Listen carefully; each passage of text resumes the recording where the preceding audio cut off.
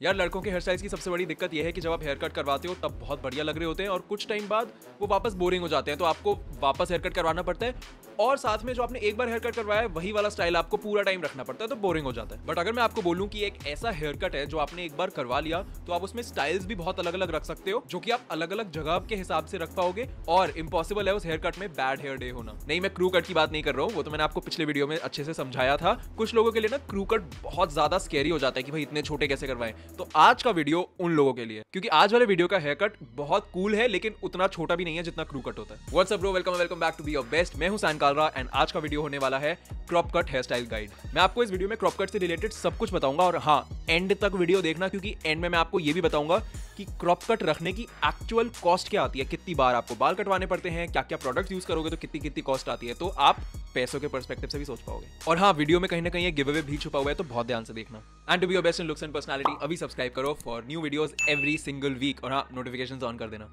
अब सबसे पहली बात आती है कि यार क्रॉप कट है क्या। तो क्रॉप कट में ना आपकी साइड्स और आपकी बैक पे होता है फेड, टेपर नहीं, फेड। फेड का मतलब है कि नीचे से लेके ऊपर तक बहुत छोटे बाल से थोड़े थोड़े लंबे बाल शुरू होते हैं। अब क्रॉप कट की जो क्लीन लुक आती है वो आती ही इस फेड की वजह से है। और जब आप अपने बार्बर या स्टाइलिस्ट को बताओगे कि भाई हमें ये वाला कट करवाना है, तो उनको बताना कि नीचे से 1 नंबर के ट्रिमर से शुरू करें। और अगर आप थोड़े से ज्यादा खतरों के खिलाड़ी हो और थोड़े से ज्यादा कॉन्फिडेंट हो तो आप नीचे 0 नंबर से भी शुरू करवा सकते हो। बट जब भी 0 नंबर से शुरू करवाओगे तो ये ध्यान रखना कि फ्राइडे या सैटरडे को करवा लेना, ताकि मंडे तक आपके जो फेड है वो एक सही लेंथ का हो जाए। और इसी रीजन से मैं कह रहा हूं कि कभी भी क्रॉप कट करवाते हुए साइड से स्किन फेड मत करवाना, मतलब जिसमें रेजर से ही काट देते हैं, वो बहुत ज्यादा यो-यो बॉय लगेगा। अब एक बात बहुत ध्यान से सुनना फेड के बारे में, मैंने आपको पहले भी बताई हुई, मैं फिर से बता रहा हूं। आपकी जो फेड की लाइन है, मतलब जो आपका बार्बर एक लाइन मारता है कि भाई इसके नीचे के तो बिल्कुल ही छोटे छोटे होंगे, वो लाइन आपके फेस के जो आपके बेसिकली हेड के शेप को फॉलो करनी चाहिए। मेरा कहने का मतलब यह है कि अगर आपका जो सर पीछे से है,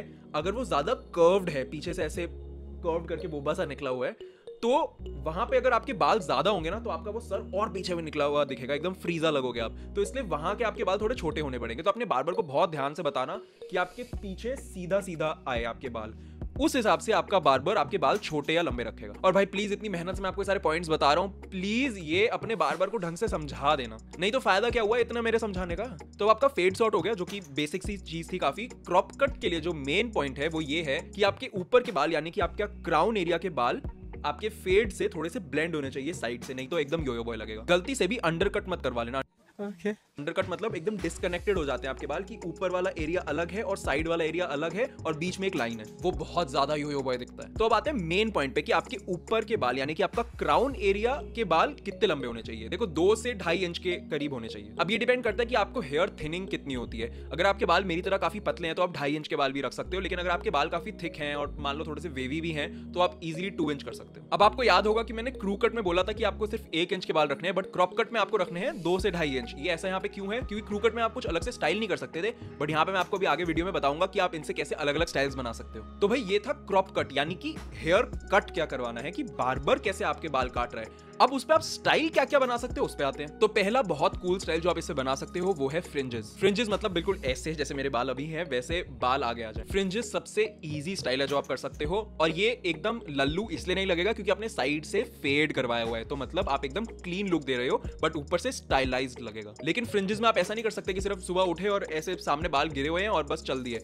अगर आपके बाल थोड़े से थिक हैं तो शायद आप फिर भी कर पाओगे, लेकिन अगर आपके बाल स्पेशली थिन है मेरी तरह तो आपको प्रोडक्ट यूज करना पड़ेगा। या तो आप वॉल्यूमाइजिंग पाउडर यूज कर सकते हो या फिर आप यूज कर सकते हो एक सी सॉल्ट स्प्रे। मैंने दोनों प्रोडक्ट को यूज करने का सही तरीका आपको हेयर स्टाइलिंग प्रोडक्ट्स वाली वीडियो में बताया था और मैं इन प्रोडक्ट्स के लिंक भी नीचे डिस्क्रिप्शन में दे दूंगा। फ्रिंजेस बेस्ट होता है उन लोगों के लिए जिनका फोरहेड बहुत बड़ा है या फिर रिसीडिंग हेयर लाइन है, जैसे कि मेरी है। और इसको ना स्टाइल करना ऑब्वियसली बहुत आसान है, क्योंकि आपको या तो अगर सी सॉल्ट स्प्रे यूज कर रहे हो तो बस वो स्प्रे करना है और थोड़ी सी उंगली मार लेनी है, या फिर अगर आप वॉल्यूमाइजिंग पाउडर यूज कर रहे हो अगेन आपको पाउडर छिड़कना और थोड़ी सी उंगली मार लेनी है। अब ये हेयर स्टाइल आप कॉलेज में बहुत सेक्सी तरीके से लेके जा सकते हो, आप कुछ कुछ ऑफिसेज में भी लेके जा सकते हो, ऑब्वियसली एकदम कॉर्पोरेट और गवर्नमेंट ऑफिस में नहीं, बट बाकी हर टाइप के ऑफिस में। दूसरा हेयर स्टाइल जो आप क्रॉप कट के साथ कर सकते हो वो है एक क्विफ। देखो क्विफ का सीधा सीधा मतलब ये होता है कि बाल आपने वॉल्यूम देके खड़े कर लिए बस। अब वो क्विफ आप एकदम नॉर्मल सा करना चाहो या फिर मेसी करना चाहो वो तो आपके ऊपर है, बट क्रॉप कट का क्विफ बहुत बढ़िया लगता है क्योंकि आपको बहुत कम प्रोडक्ट यूज करना पड़ता है, क्योंकि आपके बाल ऑलरेडी ज्यादा लंबे नहीं होते। तो बेसिकली आप कोई भी क्ले या वैक्स यूज कर सकते हो, पोमेड मत यूज करना, क्योंकि पोमेड में मैं बताता हूँ क्या होता है। पोमेड थोड़ी सी ना वेट लुक देते देती है। इतने छोटे बालों में अगर आप पोमेड यूज करोगे तो आपका स्कैल्प दिखना शुरू हो जाएगा, जो आप नहीं चाहते। इसलिए वैक्स या क्ले यूज करना ताकि थोड़ा सा ड्राई लुक रहे। ड्राई से मेरा मतलब है मैट लुक रहे, मतलब कि चमके ना आपके बाल। अब ये स्टाइल करने के लिए आपको बस अपने बालों पे प्रोडक्ट लगाना है, उसके बाद एक ब्लो ड्रायर यूज करना है ताकि आप उनको खड़े कर पाओ। That's it. बहुत आसान होता है क्योंकि आपके बाल भी बहुत छोटे होंगे और जल्दी हो जाएगा, डैमेज भी कम होगा। अब क्विफ हेयर स्टाइल की बेस्ट बात ये होती है कि आप इसको कहीं भी रॉक कर सकते हो। ऑफिस में भी अच्छा लगेगा, कॉलेज में भी अच्छा लगेगा, लेकिन मैं कॉलेज ऑफिस के डेली यूज के लिए रेकमेंड तब भी नहीं करूंगा। आप डेट्स वगैरह पे ले जाओ, इसको पार्टी वगैरह पे ले जाओ, लेकिन डेली वाले यूज के लिए ना आपको इतने प्रोडक्ट्स रोज रोज यूज करने नहीं चाहिए, और बिना प्रोडक्ट के बन नहीं पाएगा। इसमें एक और कंसर्न आ जाता है कि अगर आपकी फोरहेड बहुत बड़ी है, आपको रिसीडिंग हेयरलाइन है, और आप इस चीज को लेके थोड़े से इनसिक्योर हो, आपको थोड़ा सा ऐसा लगता है नहीं यार लोगों को दिख रहा होगा, मेरे को नहीं लगता बिल्कुल भी, तो मैं तो खड़े वाले रख लेता हूँ। बट अगर आपको थोड़ा सा इनसिक्योरिटी होती है तो आप हेयर स्टाइल मत बनाओ, क्योंकि इसमें आपका फोरहेड पूरा दिखेगा। नेक्स्ट हेयर स्टाइल जो आप रख सकते हो वो है एकदम मेसी टेक्सचर्ड बाल। तो इनकी बेस्ट बात यह है कि आपको इतना ज्यादा कोई वैक्स क्ले वगैरह यूज नहीं करना पड़ता कि एकदम बाल खड़े करने पड़े, लेकिन तब भी आपको थोड़ा सा वॉल्यूमाइजिंग पाउडर या फिर सी सॉल्ट स्प्रे भी यूज करना पड़ेगा ताकि आप थोड़ी सी वॉल्यूम दे पाओ उनको। ये टाइप का हेयर स्टाइल आप एकदम सिर्फ स्ट्रीट स्टाइल में ही अच्छे से कैरी कर पाओगे, क्योंकि अगर आप ऑफिस वगैरह में लेके जाओगे तो वो बहुत अनप्रोफेशनल लगता है। कॉलेज में भी आप इसको रख सकते हो। इसके लिए प्रोडक्ट्स आप यूज कर सकते हो, एक बहुत बढ़िया सा मूज यूज कर सकते हो। बट मूज की एक मैंने आपको दिक्कत बताई थी हेयर स्टाइलिंग प्रोडक्ट्स वाले वीडियो में, तो वो जाके देख लेना। मेसी की एक और बहुत बढ़िया बात यह है कि आप आगे के बाल ना थोड़े से नीचे की तरफ रख सकते हो, तो आपका फोरहेड उतना नहीं दिखेगा। तो ये वो 3 हेयर स्टाइल्स थे जो कि बहुत अच्छे लगेंगे क्रॉप कट के साथ। एक चीज बहुत ध्यान से याद रखना, कुछ ऐसे हेयर स्टाइल्स हैं जो क्रॉप कट के साथ बहुत गंदे लगेंगे, जैसे कि मिडिल पार्ट या साइड पार्ट। पार्टिंग बिल्कुल मत कर लेना क्रॉप कट के साथ, एकदम योयो बॉय लगोगे। और ये सारे ही हेयर स्टाइल्स और in fact crop cut in general कौन से फेस शेप पे चलता है। देखो वैसे तो ये हर फेस शेप पे चल जाता है, बट डायमंड फेस शेप पे उतना अच्छा नहीं दिखेगा क्योंकि इसमें फेड है। और साथ में अगर आप थोड़े से चबी हो, मतलब एक्चुअली कुछ ज्यादा अगर आप चबी हो, तो अपना जो फेड है ना उसको बहुत शार्प रखना, लेकिन तब भी स्किन फेड मत रखना, क्योंकि राउंड फेस पे जब बहुत स्किन फेड होता है ना तो बिल्कुल पाइनएप्पल लगोगे आप, जैसे स्पंज बॉब का घर था ना वैसे। He lives in a pineapple under the sea. Who lives in a pineapple under the sea? यार नेक्स्ट आते हैं कि भाई क्रॉप कट रखने के आपको कुछ नुकसान क्या हो सकते हैं। देखो क्रॉप कट में होता है फेड। फेड की सबसे बड़ी दिक्कत यह है कि आपको हर 2 या 3 हफ्ते में जाना पड़ेगा एक हेयर कट के लिए, क्योंकि फेड जब थोड़ा सा लंबा हो जाता है ना तो बहुत मेसी और अजीब सा लगना शुरू हो जाता है, इसलिए आपको उसको एकदम शार्प रखना पड़ेगा। दूसरा कौन ये है कि यार कुछ लोग ना इनसिक्योर होते हैं कि भाई मेरा तो यहाँ से हड्डी अजीब सी निकली हुई है, कुछ यहाँ पे स्कार है, ये है वो है। देखो फेड में ना वो सब कुछ दिखेगा, तो अगर आप इनसिक्योर हो जाते हो तो मत करवाओ, या फिर अपनी इनसिक्योरिटी को कंट्रोल कर लो। एक और कौन ये है कि देखो क्रॉप कट कभी भी क्रू कट जितना कूल नहीं हो सकता। बट ऐसा नहीं है कि ये नुकसान बहुत ही गंदे हैं, मतलब क्रॉप कट रखने के बहुत प्रोज हैं यार, बहुत फायदे हैं। जैसे कि अगर आपके 3-4 इंच लंबे बाल होते तो आपको बहुत प्रोडक्ट यूज करने पड़ते हैं, आपको क्रॉप कट में उतना प्रोडक्ट नहीं यूज करना पड़ता, तो आप अपने बालों को भी कम हार्म कर रहे हो। और क्रॉप कट में ना आप वो जैसे इंडियन टेलीविजन शोज के होस्ट होते हैं ना, जो रियलिटी शोज के होस्ट होते हैं, वैसे भी नहीं लगोगे। और ये देखो ना यार, एक ही कट करवा के आप हर दिन डिसाइड कर सकते हो कि भाई आज तो मेरे को ये हेयर स्टाइल बनाना है, आज तो मुझे वो हेयर स्टाइल बनाना है। और वैसे अगर किसी दिन आपने नहीं भी स्टाइल बनाया और हल्की फुल्की सी मान लो सी सॉल्ट स्प्रे डाल ली, तो मेसी वाले स्टाइल भी अच्छे लगते हैं, उसमें कुछ नहीं भी करोगे तो भी अच्छा लगेगा। और बेस्ट बात ये तो है ही कि अगर आप पहले बहुत लंबे बाल रखते थे और आप क्रू कट करवाना चाहते हो बट डरते हो, तो आप बीच में पहले क्रॉप कट करवा के देख सकते हो,